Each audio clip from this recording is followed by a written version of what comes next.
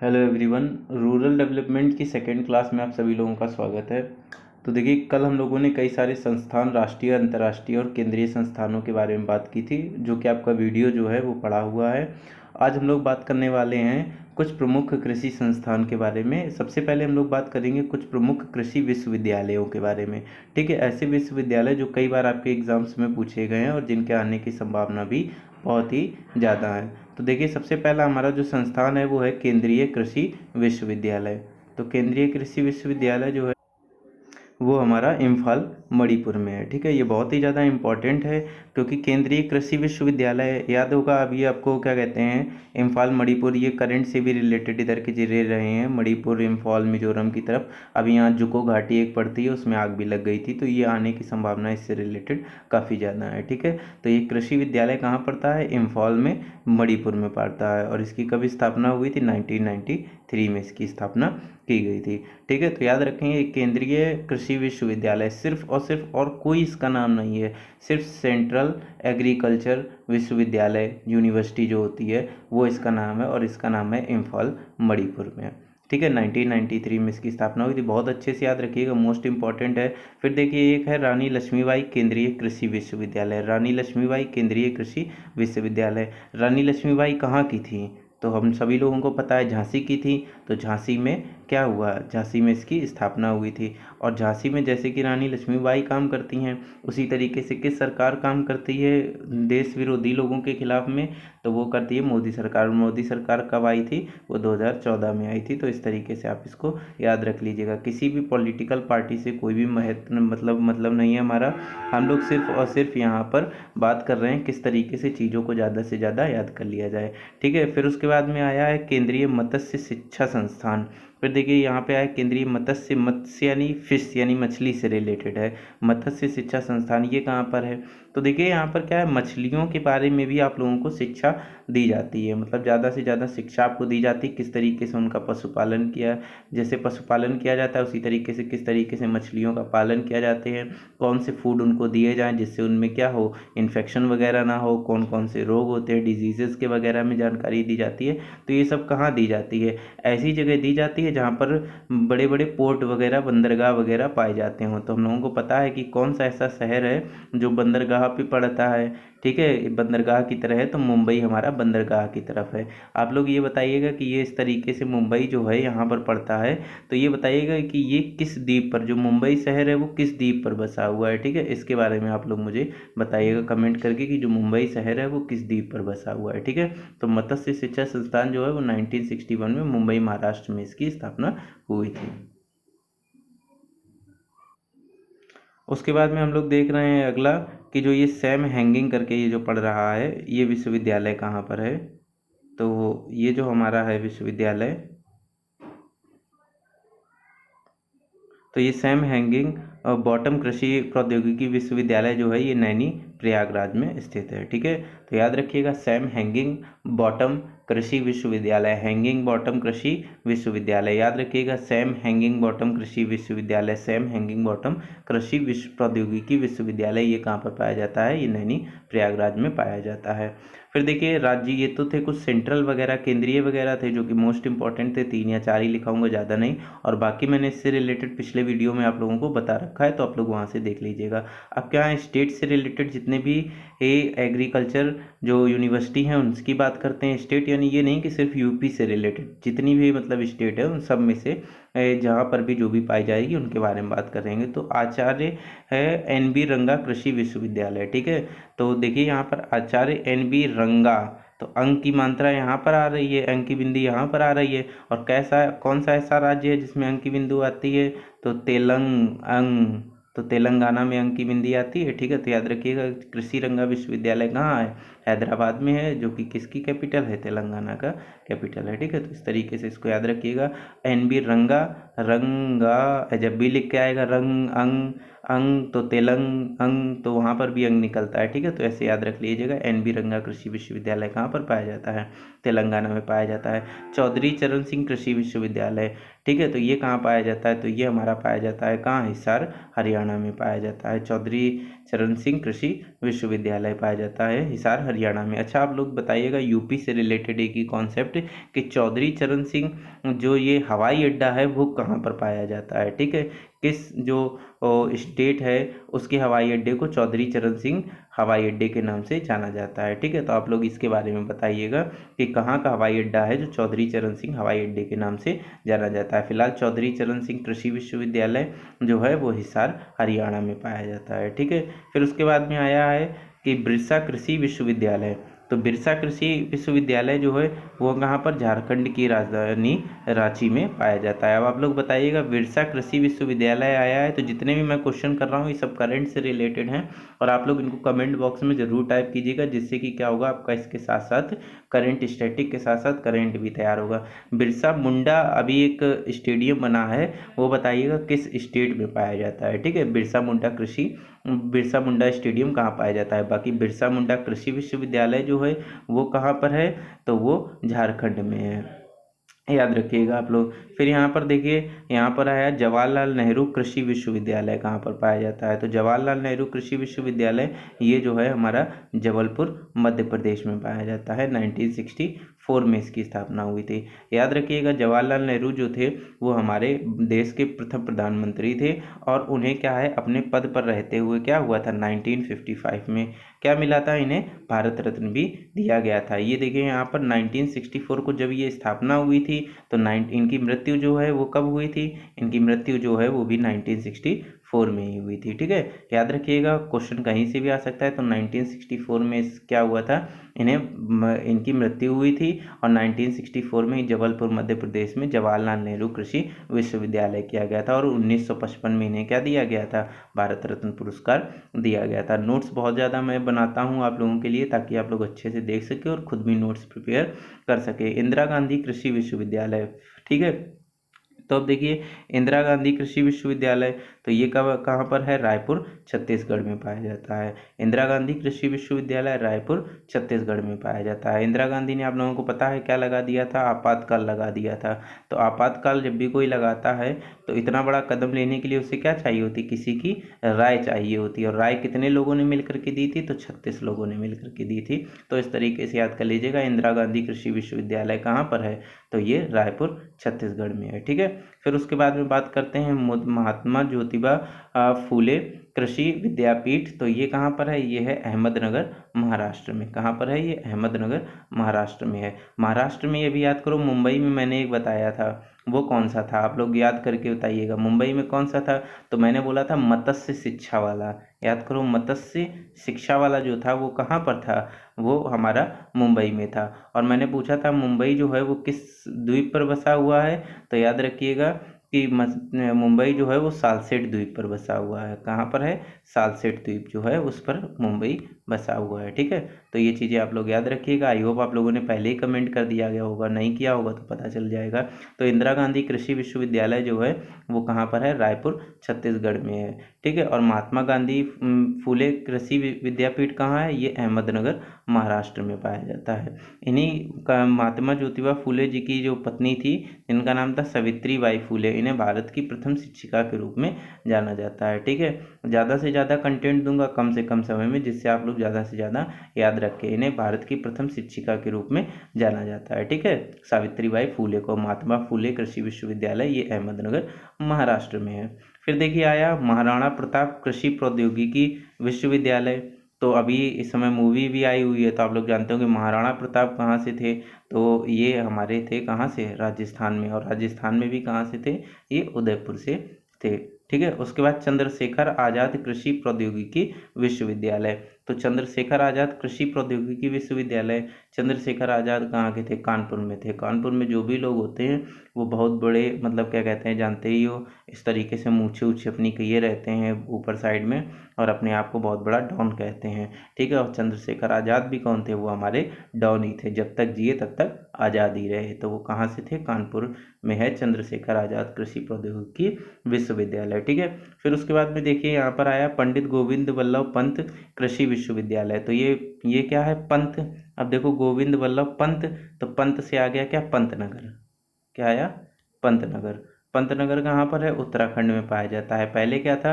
आप सभी लोगों को पता था, यूपी और यूके जो था वो एक ही था। यूके को ये ना समझ लेना कि यूनाइटेड किंगडम, और यूके मतलब उत्तराखंड, ठीक है। यूपी और यूके एक ही था, उत्तर प्रदेश और उत्तराखंड। तो इस वजह से इनका जो था वो कृषि प्रौद्योगिकी विश्वविद्यालय जो था वो पंतनगर उत्तराखंड में बनाया गया। ये क्या थे? गोविंद वल्लभ पंत के बारे में कुछ जान लीजिए।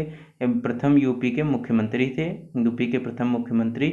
और ये जो कॉलेज था, कृषि विश्वविद्यालय था, ये हमारे देश का पहला कृषि विश्वविद्यालय था। और इसकी स्थापना भी की थी, किसने की थी? प्रथम प्रधानमंत्री पंडित जवाहरलाल नेहरू ने की थी। अभी मैंने जवाहरलाल नेहरू वाले का भी बताया था।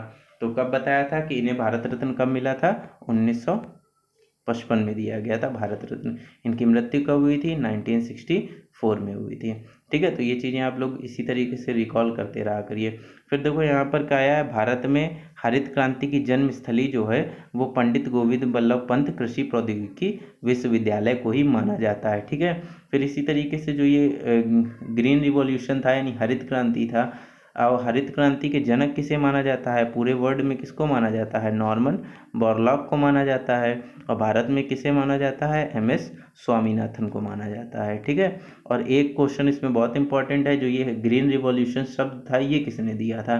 तो याद रखिएगा कि ये ग्रीन रिवॉल्यूशन जो ये शब्द था ये दिया था विलियम गॉड ने, विलियम गॉड ने। तो ये विलियम गॉड थे कहाँ के?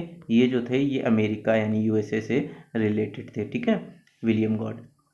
फिर ये देखिए आचार्य नरेंद्र देव, मोस्ट इम्पॉर्टेंट, बहुत ही ज़्यादा इम्पोर्टेंट, आचार्य नरेंद्र देव कृषि विश्वविद्यालय, ये कहाँ पर है? तो ये फैजाबाद में पड़ता है। अभी फैजाबाद रेलवे स्टेशन का नाम बदल के क्या रख दिया गया है? अयोध्या के नाम पे रख दिया गया है। तो फैजाबाद और अयोध्या का जो क्षेत्र था उसे क्या किया गया है? टोटल इंक्लूड करके अलग से, मतलब इसका नाम अयोध्या पूरा कर दिया गया है। और यहाँ पर क्या की गई? एक अयोध्या नगर निगम की स्थापना कर दी गई है, ठीक है। उसके बाद में क्या है? गुरु अंगद देव पशु चिकित्सालय एवं कृषि विश्वविद्यालय, इसकी स्थापना कहाँ हुई है? तो ये हुई है लुधियाना, पंजाब में स्थापना हुई है। गुरु अंगद देव पशु चिकित्सा कृषि विश्वविद्यालय इंपॉर्टेंट है। राजमाता विजय राजे सिंधिया कृषि विश्वविद्यालय, ज्योतिरादित्य सिंधिया जी की दादी जो हैं वो, उनका नाम है राजमाता विजय राजे सिंधिया, ठीक है। तो ये कहाँ की थी? ये ग्वालियर मध्य प्रदेश की थी, ठीक है, ग्वालियर मध्य प्रदेश की थी। इसी तरीके से अभी याद करो, मध्य प्रदेश में मैंने एक और बताया था। मध्य प्रदेश में क्या बताया था? जवाहरलाल बताया था, जवाहरलाल वाला कृषि विश्वविद्यालय मैंने बोला था। और जवाहरलाल कृषि विश्वविद्यालय कब कब बना था? 1964 में बना था। भारत रत्न कब मिला था? 1955 में मिला था। इसी तरीके से इंदिरा गांधी वाला मैंने बताया था। तो इंदिरा गांधी को क्या दी थी? राय दी थी, तो रायपुर हो गया। और राय कितने लोगों ने दी थी? 36 लोगों ने दी थी, तो छत्तीसगढ़ हो गया। इस तरीके से याद रखिएगा, ठीक है। फिर यहाँ पर देखिए क्या है? लाला लाजपत राय पशु चिकित्सा व पशु विज्ञान संस्थान, तो ये कहाँ पर है? हिसार में है। तो याद रखिएगा कि पशु चिकित्सालय, पशु विज्ञान, और याद करो एक मैंने आप लोगों को बताया था राष्ट्रीय अश्व अश्व संस्थान, पिछले वाली वीडियो में बताया था मैंने। अश्व संस्थान यानी घोड़े वाला कहाँ था? वो भी कहाँ था? हिसार में था। तो हिसार में जब घोड़ों को चोट लगेगी तो वहाँ पशुओं की चिकित्सा भी की जाएगी, और पशु क्या हो जाएंगे? पतराए यानी पतले भी हो जाएंगे। तो इस तरीके से लाला लाजपत राय, मैं फिर से कह रहा हूँ, किसी की धार्मिक भावनाओं या किसी भी तरीके के इंसान के बारे में कोई अपशब्द बोलना ये मेरा मंशा नहीं है। मैं यहाँ पर केवल चीज़ों को याद कराने के बेसिस पे आप लोगों को बता रहे हैं। तो इस तरीके से जितने भी इम्पोर्टेंट थे विश्वविद्यालय थे, राष्ट्रीय संस्थान थे, वो सभी मैंने आप लोगों को बता दिए। अब जो हमारा शीर्षक है नाबार्ड के बारे में, चलिए उसके बारे में हम लोग जान लेते हैं। तो देखिए यहाँ पर नाबार्ड के बारे में हम लोग बात करते हैं। तो जो एक सेकेंड रुकिएगा आप लोग।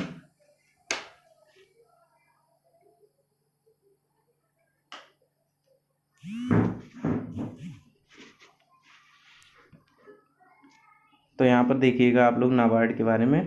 तो हम लोग बात करते हैं कि जो नाबार्ड है नाबार्ड की स्थापना कब की गई थी? 6वीं पंचवर्षीय योजना के अंतर्गत की गई थी, जो कि चली थी 1990 से लेकर 1985 के अंतर्गत। ये आपका एक टॉपिक है और बहुत ही इंपॉर्टेंट टॉपिक है, तो याद रखिएगा। नाबार्ड की स्थापना 6वीं पंचवर्षीय योजना के अंतर्गत 1980 से 1985 के बीच में की गई थी। पहले क्या था कि जब तक नाबार्ड नहीं बना था, उससे पहले जो इसके काम थे, यानी कृषि ऋण विभाग या कृषि वित्त पोषण या ग्रामीण विकास के बारे में, इनका काम कौन करता था? तो 1900 तक जो था ये आरबीआई जो था, ये कृषि ऋण विभाग, कृषि वित्त पोषण और ग्रामीण विकास विभाग, इन सबको संभालने का काम कौन करता था? ये आरबीआई ही इसका काम किया करता था। इसके बाद में जब क्या हुआ कि इन्हें और भी बहुत सारे काम करने रहते हैं, जैसे नोटों का निर्गमन है, पुराने नोट को बदलना, नए नोट लाना। इस तरीके से जब ये लोग इन कामों पर पूरी तरीके से योगदान नहीं दे पा रहे थे और अपना ध्यान नहीं दे पा रहे थे, तो इन्होंने क्या किया, इन सब कामों पे पूर्ण रूप से नज़र रखने के लिए एक समिति का गठन किया, और उस समिति का नाम क्या दिया गया? शिवरमन समिति दिया गया। जब ये समिति ने देखा कि हाँ पूरी तरीके से एक विकास नहीं हो पा रहा, तो इन्होंने अपनी एक रिपोर्ट दी। इन्होंने कहा कि एक ऐसी संस्था होनी चाहिए जो क्या करे, कृषि एवं ग्रामीण विकास पर सिर्फ नज़र रखे, जिसका मेन काम यही हो। ठीक है, तो क्या किया गया, इनके सुझाव पर क्या किया गया, एक नई संस्था बनाई गई, और इनके सुझाव पर 12 जुलाई 1982 को 12 जुलाई 1982 को नाबार्ड की स्थापना की गई। अब देखिए, सबसे पहली बात आती है, नाबार्ड जो स्थापना हुई वो किस पर हुई? तो नाबार्ड के लिए एक एक्ट आया था, वो आया था नाबार्ड एक्ट आया था 1981 के तहत इसकी क्या हुई थी? स्थापना हुई थी। और कब हुई थी? तो 12 जुलाई 1982 में स्थापना हुई थी। अब देखो, अब ये एक कैसा निकाय है या ये कैसा आयोग है, तो इसके बारे में बात की जाती है। तो निकाय या आयोग जो होते हैं वो कई तरीके के होते हैं। एक आप लोगों ने सुना होगा संवैधानिक, संवैधानिक, ठीक है। एक आपने सुना होगा सांविधिक, सांविधिक, या मान लो गैर सांविधिक, ऐसे करके सुनते होगे। तो ये जो नाबार्ड है, ये क्या है, एक सांवैधिक निकाय नहीं है। मतलब संविधान, सांवैधिक निकाय मतलब ऐसे निकाय जिनका संविधान में वर्णन हो। जैसे वित्त आयोग का गठन के लिए आर्टिकल इसमें 280 में लिखा है, वित्त आयोग का गठन करने के लिए। तो ये देखो, वित्त आयोग जो है वो कहाँ पर लिखा हुआ है? संविधान में लिखा हुआ है। तो इसका मतलब क्या हो गया कि जो ये जो वित्त आयोग है, ये एक संवैधानिक निकाय है।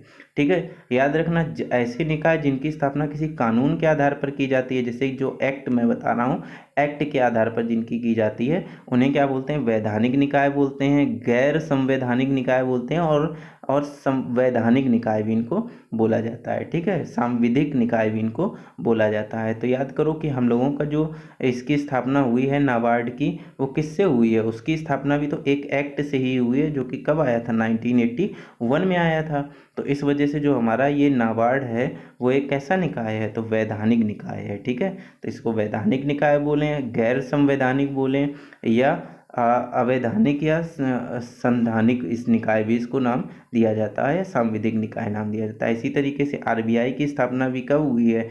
1934 के एक्ट की वजह से हुई है, इसलिए आरबीआई भी एक कैसा है? ये भी एक वैधानिक निकाय है। तो क्वेश्चन में ए और बी दे सकता है कि कैसा है, संवैधानिक है, वैधानिक है, गैर वैधानिक है, ए बी है। तो ऐसे करके आप लोग चुन लीजिएगा कि ये एक वैधानिक निकाय है। तो फाइनली कंक्लूजन इन सबका क्या निकला कि नाबार्ड जो है वो एक वैधानिक निकाय है। वैधानिक कोई गैर संवैधानिक और सांविधिक अधिकार भी कहा जाता है। नाबार्ड जो होती है, इसकी फुल फॉर्म क्या है? National bank for agriculture and rural development, राष्ट्रीय कृषि एवं ग्रामीण विकास बैंक इसका पूरा नाम है। ठीक है, और इसकी टैगलाइन क्या है? Taking rural India forward. अभी जाहिर सी बात है, ये पूरी तरीके से ग्रामीण परिवेश को ध्यान में रखने के लिए बनाया गया है। तो ये क्या कहता है, जितना भी कृषि भारत है या गांव का भारत है, उसे फॉरवर्ड यानी आगे ले जाने का काम इसका है, इस तरीके से। ठीक है, तो जो इसका लोगो होता है नाबार्ड का, वो किस कलर का होता है? हरे रंग का होता है। ठीक है, और क्या होती हैं? पत्तियां हाथों के बीच में, ये इसके लोगो में बना होता है, लीव्स बिटवीन हैंड्स। ठीक है, तो मुख्यालय इसका कहाँ है? दिल्ली, मुंबई में है इसका मुख्यालय, और भारत सरकार के वित्त मंत्रालय के अंतर्गत इसे रखा गया है। ठीक है, और आगे देखते हैं इसके कार्य कैसे दिए गए हैं। तो इसका कार्य क्या है? कृषि एवं ग्रामीण विकास ऋण नियामक, मतलब कृषि के लिए ऋण देना या ग्रामीण विकास के लिए ऋण देने का काम कौन करता है? हमारा ये यही करता है। कौन? नाबार्ड करता है। फिर उसके बाद लिखा है ऋण नियोजन यानी क्रेडिट प्लानिंग, तो ऋण नियोजन ऋण नियोजित करता है कि किस काम के लिए कितना तक ऋण दिया जा सकता है। वित्त पोषण का मतलब होता है कि ये डायरेक्ट, मतलब जैसे बैंक से कोई कभी कभी क्या होता है, डायरेक्ट कस्टमर जाके लेते हैं, तो ये कस्टमर को नहीं देता, ये बैंक टू बैंक देता है ऋण, ठीक है। फिर उस बैंक से आप कस्टमर होकर के ले सकते हैं, ठीक है। तो इसी को क्या बोलते हैं, गैर वाणिज्यिक बैंक, मतलब वो आम उपभोक्ताओं के लिए बैंकिंग नहीं इसमें होती है, बल्कि ये क्या होता है, बैंक से किसी एक बैंक को देता है और फिर उन बैंक से आप लोग क्या करते हैं, कस्टमर जो होते हैं वो ले लेते हैं। इसके क्षेत्रीय कार्यालय 32 हैं और यूपी में लखनऊ में इसका क्षेत्रीय कार्यालय उपस्थित है, ठीक है। इसके अंदर क्षेत्रीय, ये किन किन बैंकों का सुपरवाइजरी बैंक होता है, तो आरआरबी क्षेत्रीय ग्रामीण बैंक का, जिला केंद्रीय सहकारी बैंक का, राज्य सहकारी बैंक, ये जैसे कई सारे जो बैंक हैं इन सबके सुपरवाइजरी बैंक के रूप में इसको जाना जाता है। तो अब हम लोग, इतनी बात इसके बारे में हो गई, पढ़ लीजिएगा। अब हम लोग बात करते हैं मनरेगा के बारे में। तो मनरेगा जो है, वो 25 अगस्त 2005 को 5 से मनरेगा को लिया गया है, ठीक है। और इसका मनरेगा जो लाने का एक्ट जो था वो कौन था, इसका एमजी नरेगा लाने का एक्ट जो था वो एक्ट था कौन सा, 2005 था। और जब ये पूरी तरीके से लागू कब हुआ, तो इम्प्लीमेंट इसको कब से किया गया, 2 फरवरी 2006 से इसको क्या किया गया, पूरी तरीके से इम्प्लीमेंट किया गया था। तो पूछे अगर कोई, मनरेगा का एक्ट कौन था, तो मनरेगा एक्ट 2005, और कब से ये लागू हुआ, तो 2 फरवरी 2016 से, ठीक है। बाकी सारी इन्फॉर्मेशन पेज में लिखी है, लॉन्च डेट ये थी, ठीक है। एक्ट 2005 का था। तो यह निकाय कानूनी रूप से एक वित्त वर्ष में, मतलब इसका काम क्या होता है कि कानूनी रूप से, सबसे पहले तो ये क्या है, कानूनी रूप से काम करता है, और एक वित्त वर्ष यानी 1 अप्रैल से लेकर के 31 मार्च तक, 1 अप्रैल मान लीजिए 2010 से लेकर लिया गया है, तो 31 मार्च कब से तक, 2011 तक। तो इतने, मतलब 1 साल के बीच में एक वित्त वर्ष यहाँ से यहाँ तक होता है। तो इसके बीच में मतलब 100 दिनों तक का, एक व्यक्ति को 100 दिन तक का निश्चित रोजगार, मतलब ये गारंटी देता है। इसी वजह से देखिए इसके नाम में क्या है, Mahatma Gandhi national rural employment guarantee act, मतलब ये इस चीज़ की गारंटी देता है कि हाँ हम देंगे ही देंगे। और इसका मंत्रालय कौन सा है, मिनिस्ट्री ऑफ रूरल डेवलपमेंट है इसका। रूरल डेवलपमेंट यानी गांव देहात के एरिया का डेवलपमेंट करना, ठीक है। इसका उद्देश्य क्या है, सबसे पहला इसका उद्देश्य क्या है, जीवन संरक्षण करना। जीवन संरक्षण यानी किसी के को मतलब इतनी उसकी आजीविका बनाना जिससे कि वो क्या करे, अपने जीवन को संरक्षित कर सके। गरीबी से बाहर निकालना, जाहिर सी बात है वो आदमी गरीबी में रहता है और इस वजह से कुपोषण वगैरह बीमारियां होती हैं, कई सारी बीमारियां होती हैं, वो उनको हो जाती हैं। तो इतना व्यक्ति के पास ज़रूर मतलब पैसा होना चाहिए, उतना उसको सक्षम ज़रूर बना दिया जाए कि वो गरीबी के बाहर हो सके। समावेशन मतलब क्या होते हैं, जो लोग भी गरीब होते हैं, आप लोगों ने देखा होगा, समाज उन्हें क्या करता है, अलग थलग कर देता है, अपने से बिल्कुल अलग करके इसको रख देता है। तो इनका क्या है कि ये भी, इनके अंदर भी स्वाभिमान आ सके कि हाँ ये भी काम करते हैं, भारत सरकार के द्वारा काम करते हैं, और ये क्या करें, समाज में पिछड़ी तरीके से ना रह करके लोगों के साथ मुख्य धारा से जुड़ सके, ये इसका उद्देश्य है। ग्रामीण मजदूरों को मजबूरी से दूर करना, मतलब ऐसा नहीं है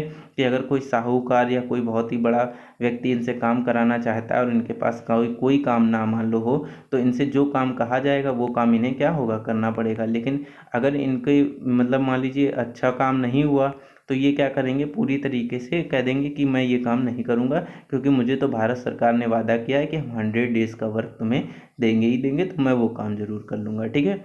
फिर याद रखिएगा, ग्रामीण लोगों को ये कार्य का अधिकार प्रदान करता है। कैसा, वर्क जो पावर होती है वो इनको प्रोवाइड कराती है, यानी कार्य का अधिकार जो है वो इन्हें प्रदान करता है। इनके गोल्स क्या क्या हैं मनरेगा से रिलेटेड, तो ग्रामीण एवं कमजोर वर्ग के लोगों को सामाजिक एवं आर्थिक विकास करना, ठीक है। तो ऐसा नहीं कि सिर्फ इकोनॉमिकल इनका डेवलपमेंट करना है, सामाजिक भी करना है, और साथ ही साथ इसमें पॉलिटिकल भी डेवलपमेंट आता है। तो अगर पूछा जाए किस कौन कौन सा डेवलपमेंट करना, तो उसमें सबसे पहला दिया हुआ इकोनॉमिकल, सोशियल, पॉलिटिकल, और दिया जाएगा लास्ट मतलब ऑप्शन में ऑल ऑफ अबव। तो क्या सही होगा, ऑल ऑफ अबव इनका पूरी तरीके से डेवलपमेंट करना है, ठीक है। समावेशित विकास को आगे बढ़ाना, फिर क्या है, पूरी तरीके से समावेशित विकास यानी सभी का हो सके 100 दिनों का। और इसमें क्या है, एक इम्पॉर्टेंट चीज़ है, यदि मान लो उस राज्य सरकार ने नहीं दे पाया आपको 100 दिन का काम, तो वो आपको क्या देगी, बेरोजगारी भत्ता देगी, अगर 100 दिन का काम उसने आपको पूरा नहीं दे पाया। फिर क्या है, ग्राम पंचायत के द्वारा इनके कार्य का निर्धारण किया जाता है कि इनमें जो लगे हुए मजदूर हैं वो कौन सा काम करेंगे, क्योंकि जो बड़े अधिकारी हैं उन्हें तो पता नहीं है ना कि बेसिक फॉर्म में क्या क्या दिक्कतें आ रही हैं। तो जो वहाँ पर बेस से जुड़ा हुआ अधिकारी होगा तो वो कौन होगा, ग्राम पंचायत ग्राम सभा, उन्हें ही अपने मतलब रूरल डेवलपमेंट के काम पता होंगे कि हाँ, अगर रूरल डेवलपमेंट होना है, हमारे गांव का डेवलपमेंट, तो यहाँ पर ये काम हो जाए, यहाँ पर ये काम हो जाए।